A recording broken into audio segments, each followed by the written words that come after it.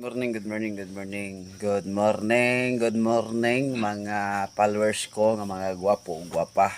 Kabalo ko nga kita sa tanang tao sa kalibutan na ay mga plano sa kinabuhi, na ay mga pangandoy sa kinabuhi, no?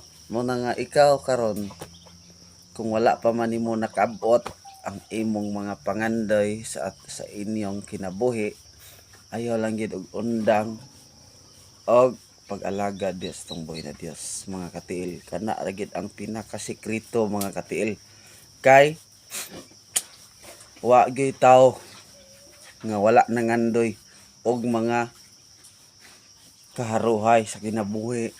Wala gyud tawo nangandoy ana. Nangandoy gali tong buang, ikaw pa ka nga dili ka buang. Manang ikaw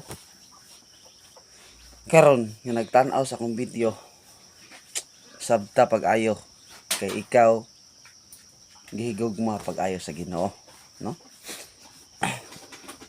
Muna mga katil ang ato ang kinabuhi na kabalo ko na sinati ninyo nga wala mo pasagdai sa Ginoo usa ang kulang,